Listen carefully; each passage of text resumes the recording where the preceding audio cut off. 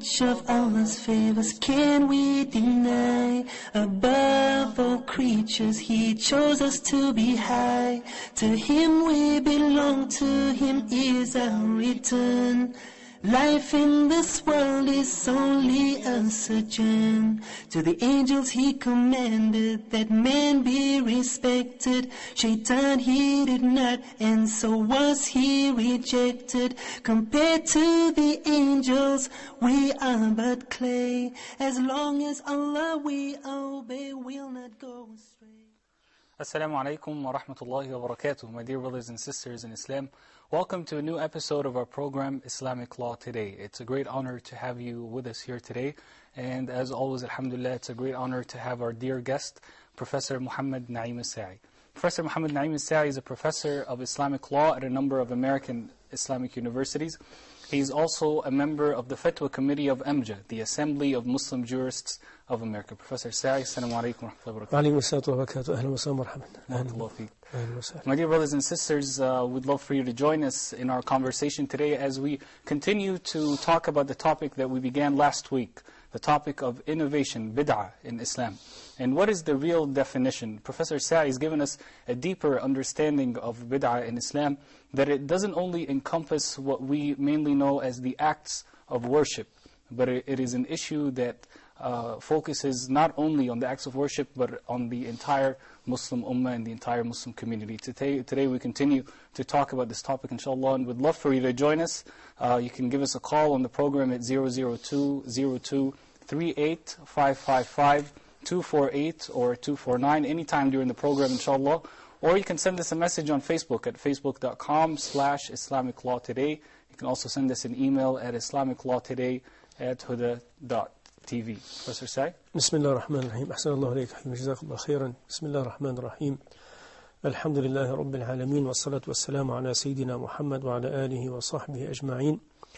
اللهم يا ربنا لك الحمد كما ينبغي لجلال وجهك وعظيم سلطانك سبحانك لا نحصي ثناء عليك أنت كما أثنيت على نفسك اللهم إني أحمدك حمدا يوافي نعمك ويدفع نقمك ويكافئ مزيدك اللهم إنا نسألك ألا تؤاخذنا بما فعل السفهاء منا لا تؤاخذنا بذنوبنا ولا بسيئات أعمالنا رب اشرح لي صدري ويسر لي أمري واحلل عقدة من لساني يفقه قولي اللهم فرج الكرب عنا وعن المكروبين ونفس الهم عنا وعن المهمومين وكل المساكين وكل الأرامل واليتامى وكل المظلومين وعليك اللهم بالظالمين اللهم خذهم أخذ عزيز مقتدر اللهم شتت شملهم وفرق جمعهم واجعل دائرة السوء عليهم يا رب العالمين أبرم لهذه الأمة أمر رشد يعز به أهل دينك وأهل طاعتك ويذل به أهل معصيتك والصادين عن سبيلك وسبيل رسولك المصطفى صلى الله عليه وسلم أعد هذه الأمة إلى دينها إلى كتاب ربها وسنة نبيها صلى الله عليه وسلم اجعلها أمة مجددة لهذا الدين محيطا لسنة سيد المرسلين صلى الله عليه وسلم آمين اللهم آمين أما بعد I would like just to take this opportunity to call upon everyone has a program in these days in any channel that to take just a few maybe minute or maybe at least second to ask Allah subhanahu wa ta'ala for what we are asking Allah subhanahu wa ta'ala for in the beginning of every episode we are having in this great channel inshallah ta'ala to remember his Muslim brothers and sisters, the families everywhere in the Muslim world. Ask Allah subhanahu wa ta'ala to have mercy on them, to have his relief subhanahu wa ta'ala on those countries, on those towns, on those villages where they have a lot of suffering and struggling. They are losing a lot of their lives.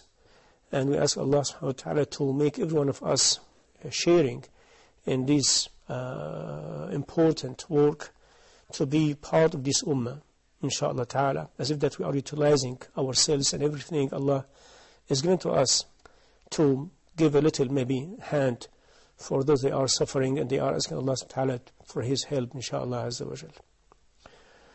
It's great to talk about the issue of bid'ah, especially in these days when we have the Arab revolutions. It's very good for Muslims everywhere, especially jurists and Muslim scholars, fuqaha to try to connect between what they have learned theoretically through the books, through maybe the courses in the universities and college and institute, and through it, and to connect this with what is happening right now in these modern days. What is going on in Egypt right now, what's going on in Tunisia, in Libya, in Syria, in Bangladesh, in Pakistan, in India, and Iraq. What is going on everywhere in this world, to connect all our maybe subject and topics with our maybe contemporary issues we are facing in these days. So maybe it's very important, it's very at the same time interesting to talk about bid'ah, innovation, where we are seeing Muslims as if that the Prophet ﷺ is with us today, and he is still giving us this sometimes warnings, sometimes maybe encouragement, sometimes discouragement, sometimes advice, that we should be aware of what could be coming in the next days in the history of Muslim Ummah. When the Prophet ﷺ was directing his Sahaba to stick and to hold to his Sunnah ﷺ, to hold to his Islam, to this deen, because as we said in the last episode, the talking about bid'ah or innovation does not limit itself by this maybe small details in the act of worshipping. That if you pray this, or if you make that dhikr, or maybe if you wear that kind of shirt, it is something beyond that. It is deeper than that, as we explained the last episode, that is regarding you as a Muslim, regarding you as a Muslim Ummah, regarding you as carrier of this message. And the whole purpose of what we have said the other episode, and what we are going to talk in details this episode, inshallah ta'ala, that we are the Ummah of Dawah. We are the Ummah of message. We are here in this universe. After acting like others, we are eating and drinking and getting married and having children, and maybe going to our work and enhance our maybe positions in our maybe work. This is like normal. This is like the ordinary duties of the human beings in this life. But what Allah has distinguished you as a Muslim, with this Ummah as a Muslim Ummah, is to be the Ummah able to carry the message of Allah subhanahu wa ta'ala, to digest this message, practice it, apply it to itself, then being prepared to deliver this message to others, as we said in all our programs. As everyone knows that we are the people of making da'wah upon everyone in this world, to make everyone share us. We are contributing. We are the Ummah of contribution. We give, we take, we exchange, and we try to reach out to every maybe corner of this globe, to just at least comply with Allah's order, Azza wa Jal, وَمَنْ أَحْسَنُ قَوْلًا مَنْ دَعَا إِلَى اللَّهِ وَعَمِلَ صَالِحًا وَقَالَ إِنَّنِي مِنَ الْمُسْلِمِينَ ادعو إلى سبيل ربك بالحكمة والموعظة الحسنة. The Prophet ﷺ, he said, بَلِّغُوا عَنِّي وَلَوْ آيَةً, just deliver, transfer from me even one verse of Al-Quran Kareem. May Allah subhanahu wa ta'ala have the face of someone who's delivering my hadith to brighten his face, make it shine, because the barakah, the blessing of my sayings to others, and deliver his sayings, sallallahu alaihi wasallam, deliver his sunnah to everyone as possible, as much as possible. Even sometimes you are not understanding very well what you are carrying, but you don't claim that you understand everything, but you said, I'm just deliver, I'm just carrying the message, I'm trying just to reach out of you or some other people. So the issue of bid'ah is how to make this ummah more solid, how to make this ummah more stick and hold to its original teaching of Allah subhanahu wa ta'ala and teaching of Rasulullah sallallahu alayhi wasallam, to try to keep its identity, as we said the other episode, and its entity. So now we'll see, inshallah ta'ala, by examples, that this definition does not stop at the corner of, or maybe at the aspect of act worship. Will go beyond that to maybe spread and cover every aspect of life. When we said in this definition that everything has come against or to contradict was being proven to be part of this deen, or part of what being known as a Muslim's matter, Muslim Ummah matter, regarding their deen, regarding their dunya, their life, that should be, if that matter has come to go against or contradicting, was being proven to be part of this deen or part of this ummah matter, and that being brought to others as a new way of worshipping Allah subhanahu wa ta'ala, a new way of pleasing Allah subhanahu wa ta'ala, a new way to have His presence subhanahu wa ta'ala, that should be considered as a bid'ah. So that definition will go beyond the issue of active worshipping, because I said deen or dunya. And I said it is not just the matter of the deen, the matter of the Muslims, ummah. Means that everything has become known as a part of you as a Muslim ummah. Just an example. Anyone knows that part of the Muslims' ummah culture, as a part of this ummah, to be known, that Muslims, they fast in Ramadan. And after they finish Ramadan, they celebrate finishing Ramadan, right? So we see that celebrating the first day after Ramadan is a part of this deen and a part of the Muslim ummah matter. And everyone knows that Muslims, they, in the Eid al-Adha, the 10th day of the Hijjah, after the Muslims, they were successful by the mercy of Allah, they have finished and completed the major part of their Hajj pilgrimage and standing on the mountain of Arafah. They celebrate this kind of worshipping by having the Eid al-Adha. And they slaughter. They call it the Udhiyah, sacrifice. And they know that this is part of the Muslim ummah deen and part of the Muslim ummah matter. Everyone knows that Muslim women, they have special way of dressing. Regardless sometimes of the level of this maybe dress, maybe regardless the level of this modesty in the Muslim ummah. But they know that Muslim woman is not like others. It is modesty is part of their culture, part of their maybe habit, part of their way of dress. Everybody knows that Muslim, they don't eat everything. Most things in this life is halal for them, but they have specific reservation on something. Allah's going to make it prohibited to them. So when they go like to a restaurant, or they go to an airplane, they go to some maybe activities, some celebrations, some maybe a party sometimes, they know that Muslim, they don't eat pork. They're not supposed to be providing like alcoholic drinks. As if that these issues, even is originally like coming from Allah subhanahu wa ta'ala, has become part of you as a Muslim person, part of you as a Muslim ummah. So we have been known by this. Everyone knows if he goes to the Muslim countries, that he will see like some kind of physical shape of the temple they are gathering themselves to worship Allah subhanahu wa ta'ala. We call it masjid, mosque. And they know that mosque is different than the way of restructuring maybe the church, or maybe the place of the Jewish, what they worship, what they believe that it's God, the synagogue, or these issues, or these maybe temples. So they know that Muslims, they have special way of building their temples to worship Allah subhanahu wa ta'ala. They call it mosque. Mosque is like part of the Muslim ummah. They know that Muslim, in their mosque, they put some kind of maybe symbolic things to tell everyone that this is Muslim's temple, this Muslim's place of worshiping. They put the crescent above the minaret, above the dome of the masjid, al-Qubba. And all of these things has become like part of the Muslim ummah. So when we say that anything has come to change something regarding this deen, but the condition is that it has to be authentically part of this deen, and to be like part of the Muslim ummah matter, should be considered as a innovation, bid'ah.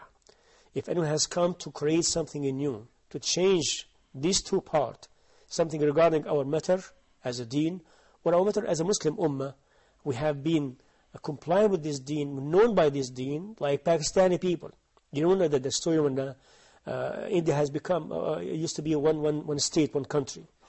And Muhammad Ali Jinnah has decided to separate between, to take the whole Muslims and to establish a new republic, a new country, new state. And these people, they have done this for their Islam, for their deen. So Pakistani people, they known as a Muslim people. And they are very strict in some maybe cultures regarding this deen, this ummah, because they have been known as Muslims by their deen, and they hate, they are very nervous sometimes to someone to take some of this culture from them. We have seen this in America, in different places in this world, because they have considered that this issue has become part of their identity and entity. Now let us go to some details here. Before we go to the details, can we go to a break?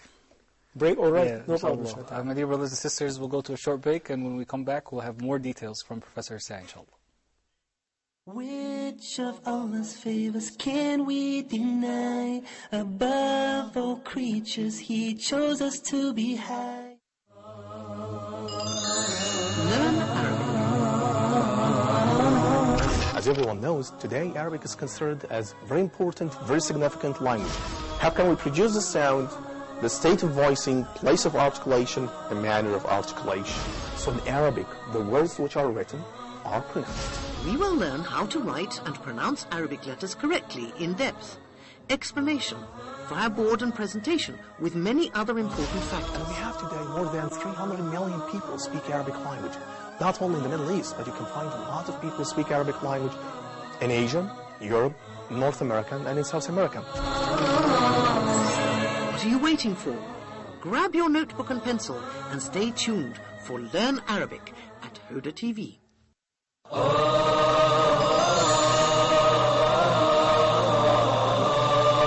Allah subhanahu wa ta'ala choose whom He wills subhanahu wa ta'ala for His mercy, for His messengership, for the revelation to be revealed. This is not for the human beings to make that decision. If a person would turn to Allah subhanahu wa ta'ala sincerely, truthfully, asking for forgiveness, Allah subhanahu wa ta'ala promised to forgive. We have as Muslims a duty, and that is to recite the book of Allah, to ponder over the verses, the words of Allah subhanahu wa ta'ala, and to act according to the Qur'an. The mercy of Allah subhanahu wa ta'ala encompasses everything, but who would this mercy will be for? And the Prophet sallallahu alaihi wasallam was sent to all mankind. So the ummah, or the people of the Prophet sallallahu alaihi wasallam, are all mankind since the time of the Prophet sallallahu alaihi wasallam till the day of judgment. Why waste our life without getting to know every verse in the Qur'an, what Allah subhanahu wa ta'ala wants from us?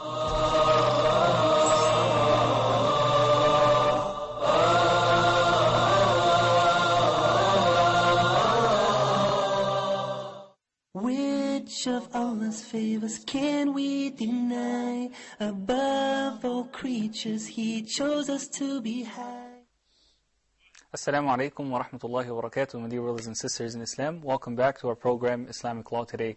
We're continuing to talk with our dear Professor Muhammad Naem Asaee about the issue of bid'ah, innovations in Islam. And in this segment, Professor Asaee, inshallah, is going to give us some specific details and some specific examples about certain issues that are common in our lives. And we're going to see if they are issues of innovation in our lives or not, inshallah. I would love for you to join us with your questions and with your comments about today's topic, inshallah.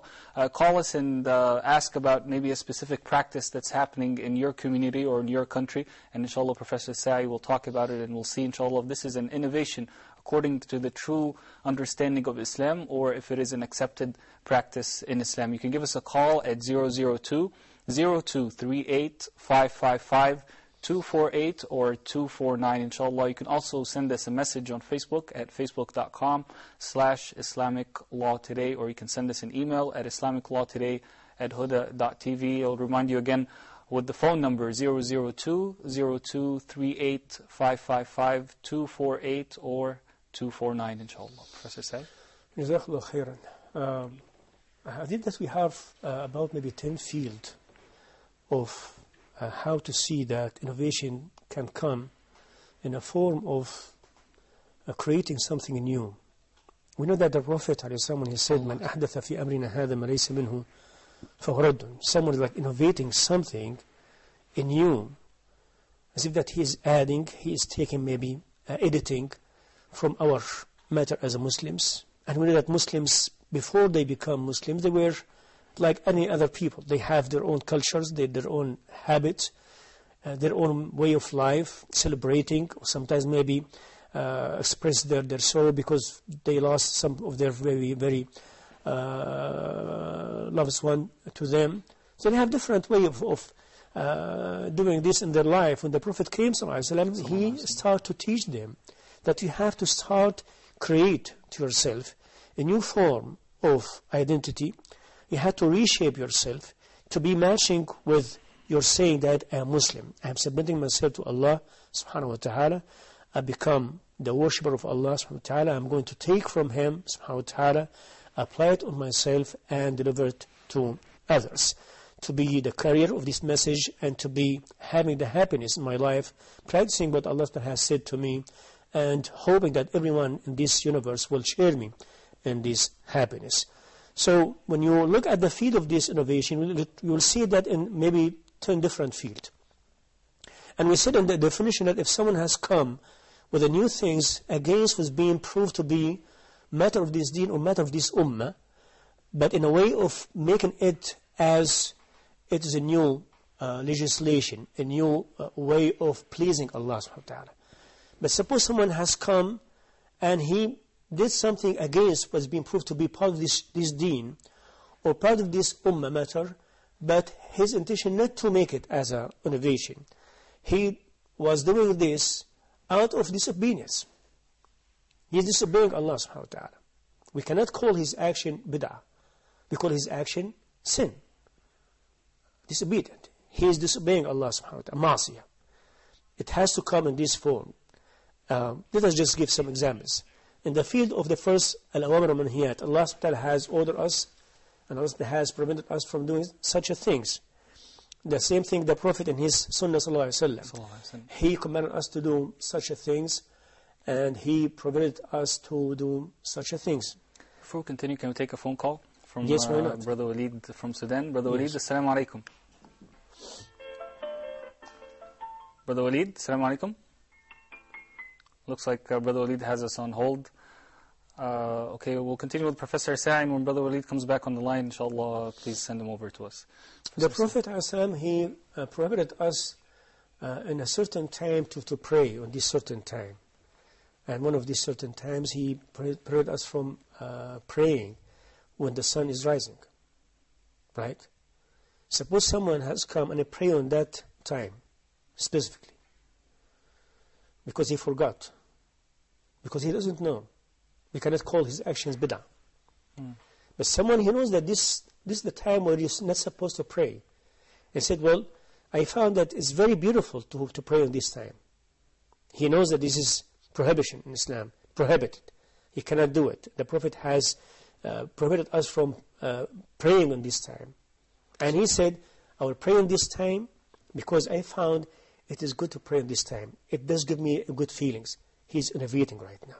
So if it's out of ignorance, then it's not an innovation. Or maybe he forgot, out of mistake. The same thing, the Prophet ﷺ said, don't take the grave of someone, righteous people or prophet, messengers, to make like celebration, like a feast or festival. Because others they have made it this way. So you cannot just go to any grave, even his grave, sallallahu alaihi wasallam, his part where he is being buried, in Medina Munawwara, to make it as a celebration, as a festival, to go around the grave, celebrating, and asking the one in that grave to help you. The Prophet has prohibited us from doing that. Suppose someone, he did something like this, out of ignorance, or he forgot, out of mistake, we cannot call his actions innovation.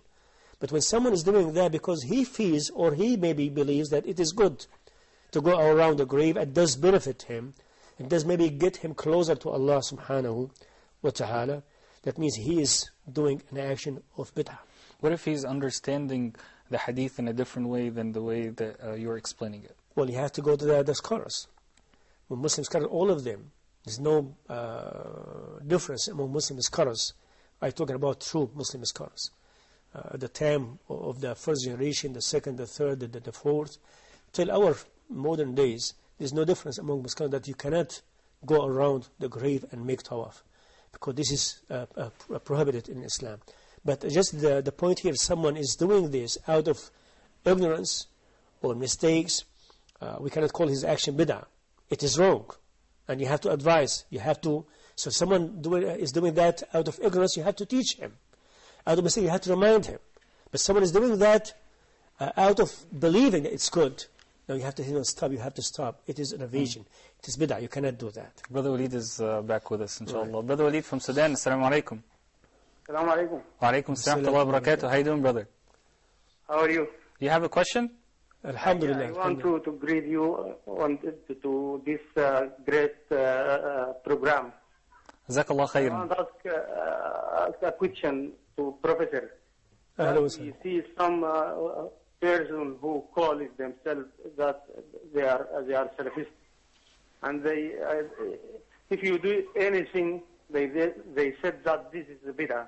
For example, when the prayer is finished, and you said to him, "Taqabbal Allah," they said that it is not from the part of prayer. It is a bid'ah, and I think this something will make some person hated them and take a wrong idea about the Islam. I want to ask Professor what the standard of the innovation is. No. Jazakallah khair. Very, very good question, a very important issue. And that goes to the seventh field of the bid'ah. How to define between or differentiate between some action like this to be considered as a bid'ah, or if this happened one day in one place, cannot be considered as a bid'ah.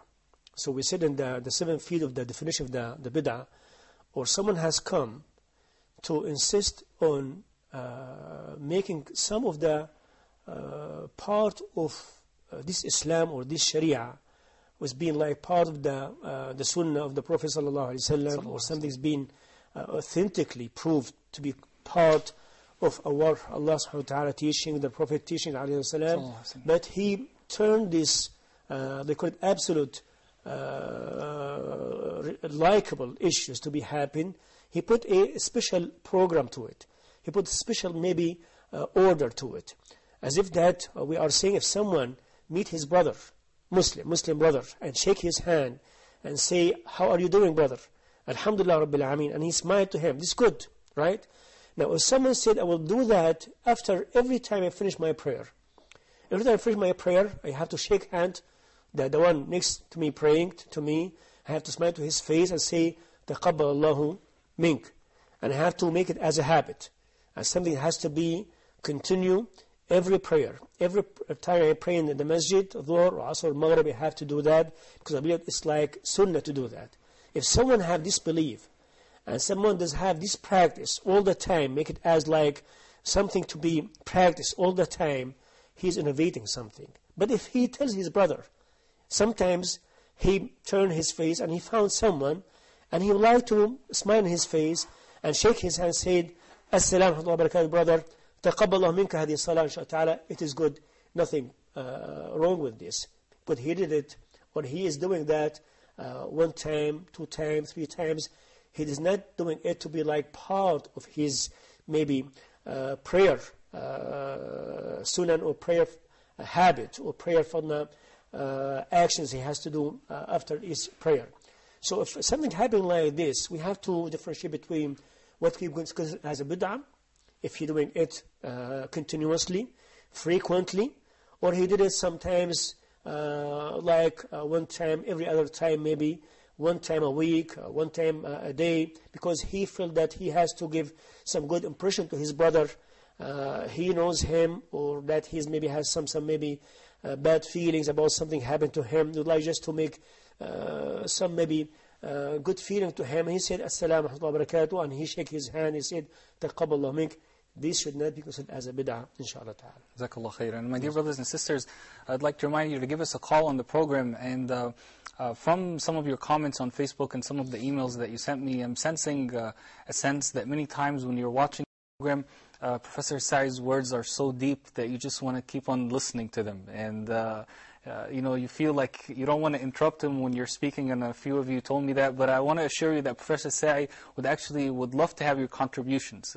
SubhanAllah, sometimes maybe a comment that you would say on the program will be something better than what anything that I can say or anything that Professor Asaee can say. Inshallah, will benefit a lot of people. And maybe a question that you have is a question that's on a lot of people's minds, and it's something that escaped me or Professor Asaee, and it can get answered on the program, inshallah. And as Professor Asaee told us many times before, that he believes that this is kind of like a sitting in one of our homes, and that we're sitting together, you, I, and all of the brothers and sisters. So I'd like to remind you, inshallah, to keep calling us throughout the program, and don't feel that you're interrupting at all. The phone number is 002-0238-555-248 or 249, inshallah. Professor Asaee? Yes, so inshallah, let us just make it sure that the audience has got it, inshallah ta'ala, very clear and very well. Part of the bid'ah, when someone is doing something, and that thing is not originally being brought by the Prophet ﷺ, is not being confirmed as to be part of the sunnah, to do it after prayer, after any kind of maybe act of worshipping, but you are doing that kind of action because of some circumstances, some maybe good meaning, some good intention, but you are not doing it frequently to be part of this prayer, to be part of that fast in Ramadan, to be part of this Hajj. So like suppose someone, after he finished standing on Arafah, he met someone, he said, Assalamu alaikum, brother, may Allah taqabbal mink, inshallah ta'ala, may Allah accept this wuquf bi Arafah from you, inshallah ta'ala. You have stood in Arafah, may Allah accept you. And he did it. If someone said, every time you meet someone, stood in Arafah, you have to tell him, taqabbal mink, that turned it to be like part of the bid'ah. The same way as we said after the prayer, inshallah ta'ala. If sometimes you say to your brother, Assalamu alaikum wa barakatuh, taqabbal minka, it is okay, inshallah ta'ala. But don't make it frequent actions, to be like part of your tasabih after the prayer, your to recite Qul huwallahu ahad, Qul a'udhu bil falaq, something like this. Make it like not frequently, to be like separated from the action of prayer after you finish your prayer, inshallah ta'ala. Another example does happen a lot. People are asking about this. Just to continue our answer to our beloved brothers from Sudan. Making dua after the prayer. When you are praying in the jama'ah, we know that if you pray alone, yourself, it is very preferable to ask Allah subhanahu wa ta'ala, according to the most of the Muslim scholars, majority of them, as I just indicated that in my books. It is very preferable, very likable to raise your hand and ask Allah after you finish your mandatory prayer, Dhuhr, Asr, Maghrib, or anything like this. You are making dua by yourself, asking Allah subhanahu wa ta'ala anything you need from Allah subhanahu wa ta'ala. This is after making taslim. After making your taslim, after you make this very famous dhikr after the prayer, Allahumma anta as-salam wa minka as-salam, and other dhikr, you raise your hand and ask Allah subhanahu wa ta'ala.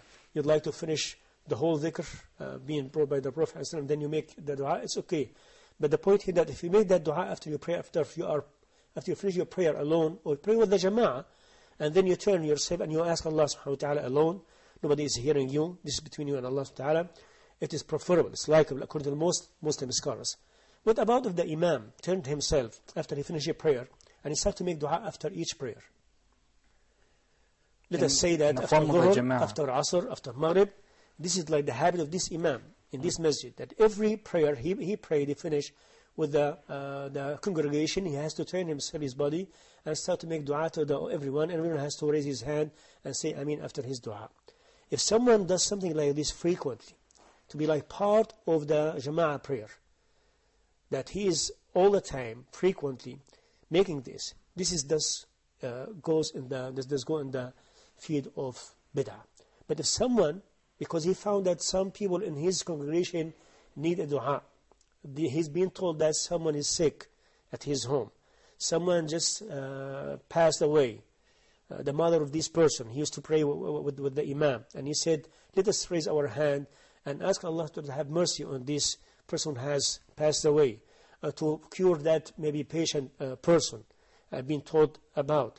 It is okay, inshallah ta'ala. So if he does something like this occasionally, not frequently, it will be okay. But if he does something like this to be part of the prayer, to be part of the habit of this Imam, habit of this masjid, that will go to the area of innovation, because he creates something new. The Prophet, he never did something like this, alayhi salam, to make it like every prayer that he has to turn himself and to make dua to everyone. He used to turn himself, alayhi salam, and leave on the spot he was praying on, sallallahu alayhi wasallam, and make dua, sallallahu alayhi wasallam, Allahumma tassalam minka salam. Sometimes he stood and he remained in his place to ask the Sahaba, any one of you did see any vision, need to be explained, sallallahu alayhi wasallam. But was not his habit, was not his frequent habit to make dua to everyone after his prayer. So some imams, they choose to make dua to the audience, to the congregation, after finishing this prayer, like one time a day, because of some kind of maybe need. As we said, a patient person, someone passed away, some maybe a tragedy is taking place in Syria, an example, and he would like to raise his hand and said, people, my Muslim brothers, you know what is going on in Syria right now, let's raise our hand and ask Allah. It's okay, inshallah ta'ala. It's not bid'ah here. For any reasons, in Libya and Tunis and flood in Bangladesh, raise his hand to ask Allah with the mutual dua to Allah will be okay, inshallah ta'ala. Does not go into the definition of the bid'ah. But if he keep doing that every time, every prayer, that means he is creating, he's innovating something was not happening in his time, sallallahu alaihi wasallam, was not part of his deen, was not part of the matter of this ummah, that would be going in the field of bid'ah. Inshallah. We'll take a short break, inshallah, and when we come back, we'll have more examples and more details about innovations in Islam. We'd love for you to join us on our phone lines, inshallah, when we come back. Stay with us, inshallah. Which of Allah's favors can we deny? Above all creatures, He chose us to be high. Ask Hoda. Dear brothers and sisters, welcome to a new edition of Ask Huda. I have 2 questions. Please go ahead. You can read it in Arabic and you can also understand the meaning in your own language. The different tafsir and the interpretation of the meanings of the Qur'an are available in almost every language that exists on earth by the grace of Allah. The water of Zamzam is for whatever intention you drink it with. Salih from Egypt, his father has the way, and he asked about how can he help him. Very good question. Can they give a zakat to any of the dawah centers? The ibadah or the act of worship is a part of the unity of worship. It has to be paid to Allah subhanahu wa ta'ala and in accordance with the guidance of His Prophet sallallahu alayhi wa sallam.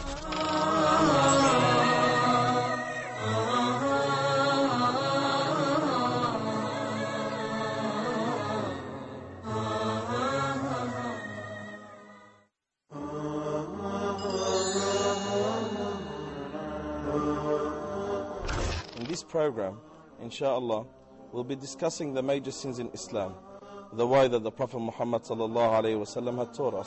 Why the neighbor does not care about their neighbor anymore? Why does the father does not care about the son anymore? Why does the mother does not care about her daughter anymore? There's major sins that we need to be very far away in our lives, so we could get the pleasure of Allah subhanahu wa ta'ala, obtain the pleasure of Allah azza wa jalla. As long as we commit those major sins, Allah subhanahu wa ta'ala would not be too pleased from us. And Allah subhanahu wa ta'ala will punish those who commit those major sins. Keep away from what Allah subhanahu wa ta'ala had forbidden, and you'll be the closest worshipper to Allah azza wa jalla. It is our duty in front of Allah subhanahu wa ta'ala to keep away from what Allah azza wa jalla had forbidden. As when we commit those sins, especially those major sins, remember you are displeasing your Lord, and you are bringing upon the curse and the anger of your Lord upon you.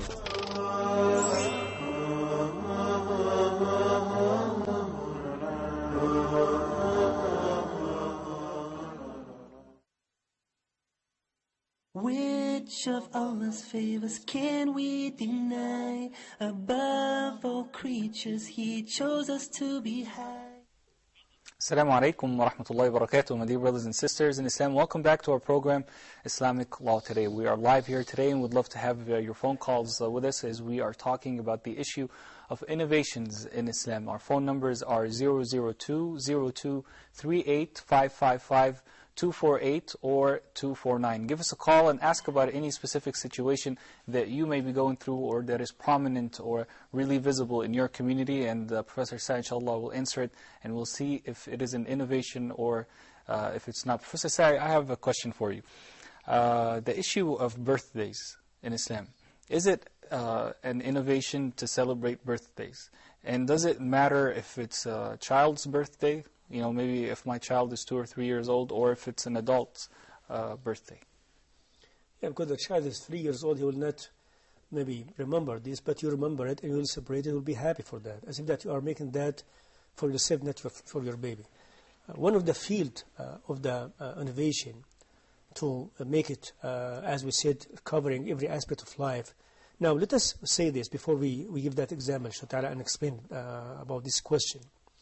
When we are making the wide range of covering to the definition of bid'ah, does not mean that we are making it hard on Muslims. We're just trying to give an example that Islam is not just in a corner of the masjid. Islam is not just an aspect of when you are fasting Ramadan or making Hajj. Islam, as you know, and everyone knows, Islam a way of life. Every part of your life, every aspect of life is a part of your Islam, your deen. So it has to become a part of your Islam, part of your life when you are introducing yourself to others. Introducing yourself to yourself and others by the way you are worshipping Allah subhanahu wa ta'ala, the way you are dealing with others, the way you are maybe getting married, the way you are divorcing, the way you are celebrating in the happiness maybe days, and the maybe you are sometimes expressing your sorrow in some sadness maybe time. Everything in your life you are expressing that you are part of this ummah, you are part of this deen, and this deen is part of you, has become like one person. So this is the meaning of like covering aspect of life, not to make it hard on people, but to understand that it is like the issue of identity and entity. It's not just the issue of, as people they understand in a very narrow way, very narrow vision. It's just maybe stays in the corner of masjid or maybe prayer or fasting or something like this. What you have asked for, something just to emphasize about the meaning, how Islam has come to cover every aspect of life. When the Prophet ﷺ came to Medina, and just to insist again and again about that meaning, the Prophet ﷺ, he was in his mission to reshape the people who had become Muslims in this new dress, a new form, new formula, a new frame of Islam, which is with its meanings from inner of it. He found the Sahaba celebrating one day, the people of Medina, and he asked them, what is this day for? They said, we are celebrating this day. We have our habit to celebrate this day. We celebrate, we do a lot of things just to be happy about this day. And the Prophet, he did not let it go. He did not confirm, he did not accept for the people of Medina after become Muslims and after have introduced their Islam, after they declare to Allah, to everyone that they have become Muslims, to keep something from their actions in the time of the Jahiliyyah, the time of before become Muslims. He said, Allah has replaced you. Allah has exchanged you with something better than that. 2 days, 2 Eid. Eid al-Fitri wa Eid al-Adha. So the Prophet cancelled, abandoned this day, and told the Sahaba, you have 2 days instead of 1 day. Day of the Jahiliyyah, you've been compensated with 2 days of Islam. So he cancelled the day of Jahiliyyah, and he said, no, we have 2 days instead, inshallah ta'ala. From that moment, the Sahaba never celebrate anything in their life till the Prophet has passed away, alayhi salam, but what the Prophet has mentioned to them, 2 days, Fitr and Adha. Can I interrupt you here for a second and ask you a question that just came to my mind, and we'll go back to the issue of birthdays. Now, you're saying that the Prophet ﷺ introduced or told them that you have 2 days, Eid al-Fitr and Eid al-Adha, and you should abandon this other day that you're celebrating. How about as Muslim countries today after these Arab and Muslim revolutions? Obviously, by next year, for example, Egyptians are going to be celebrating on January 25th, because of the new date of the revolution. And many other Arab countries and many other Muslim countries are celebrating days of independence right now. In whatever way or shape or form that they're celebrating, but there is some sort of celebration. Would that be considered bid'ah? Could be. Could be, because one of the criteria of this ummah to keep its identity and entity and its habit and its culture related to their Islam and their deen, the way they have received it from the Prophet ﷺ. The matter of holidays is being known for Muslim countries because they have this ideology, they have this philosophy.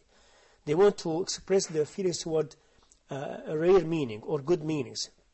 And they have this way of insisting on that meaning, so they make holiday. An example, they want to express their respect to mothers because they don't have this strong relationship inside their families.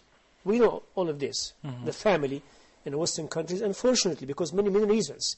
So they want just to express their respect, their love toward their mother, their father, the whole family, their loved one. So it's hard to create holidays. So they call it like Father Day, Mother Day, sometimes maybe what they call it Valentine Day, because they want to insist on a meaning they are missing. Thanksgiving Day, Christmas in their Day. life.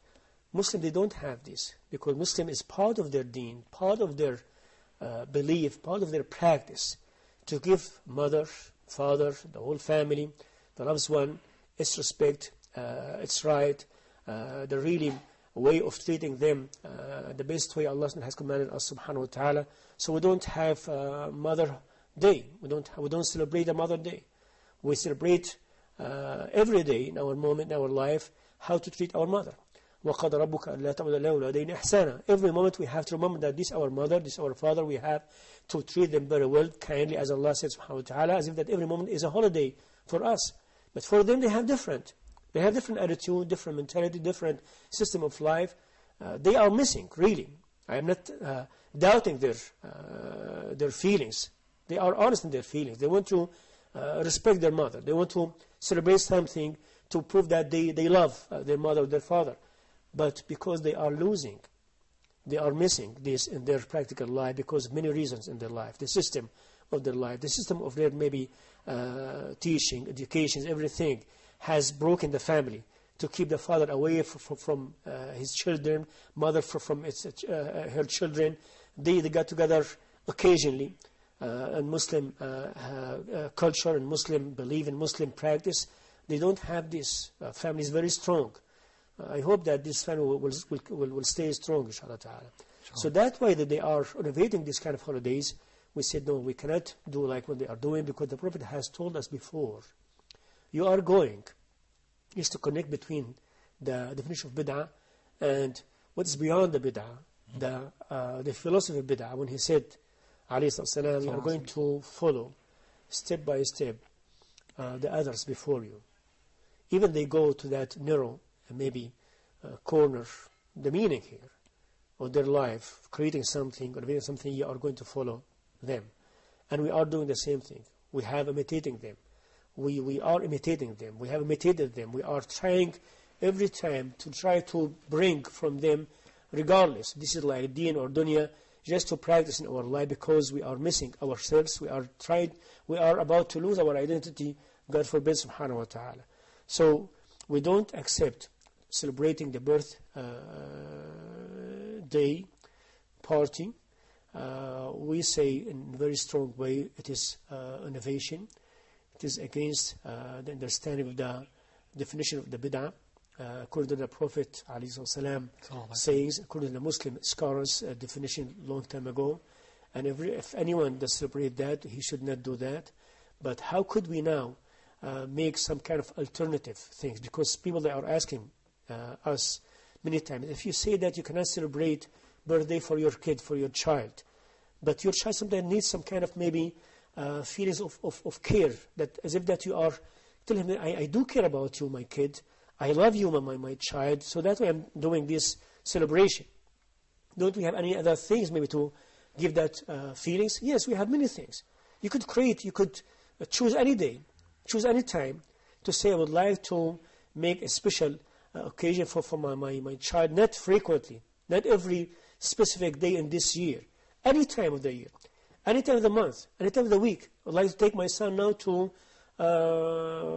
Kentucky Fried Chicken, take him to like Disneyland, and give him some sweet things, have some good lines, something like this. I'm telling my child, I love you, my child, or bring his friend He's maybe student in his maybe school, and one day, not frequently, this time, in this month, gather all of them and make a good breakfast, make a picnic for them. You are open to do anything like this, or bring some gift to my child, my kid, reward him, give him some money, take him any place, to the zoo. So it's a very wide range of maybe choices to you to express your feeling toward your kid, not just specifically to have this maybe holiday because you are imitating others. As the Prophet said, don't do that. Don't imitate them. Keep your identity. Keep your entity. You have two holidays in your year, Eid al-Fitr wa Eid al-Adha. For other meanings you'd like to maybe practice in your life, you have a wide range of maybe method and tools to practice that. You don't have to go the other way. Jazakallah khairan, Professor Asaee. As always, time runs out really fast with you on this program. So inshallah we'll continue next week. Well, it's very important, inshallah, to continue for others feel, inshallah ta'ala, very maybe sensitive issues does take place in America, in Europe, regarding the definition of bid'ah. Maybe next week, inshallah. Inshallah, next week we'll talk about more details and give more examples to our viewers, inshallah. My dear brothers and sisters in Islam, thank you so much for being with us here tonight, inshallah. We'll see you next week. Wassalamu alaikum wa rahmatullahi wa barakatuh. Which of Allah's favors can we deny? Above all creatures He chose us to be high. To Him we belong, to Him is our return. Life in this world is only a sojourn. To the angels He commanded that man be respected. Shaitan he did not, and so was he rejected. Compared to the angels, we are but clay. As long as Allah we obey, we'll not go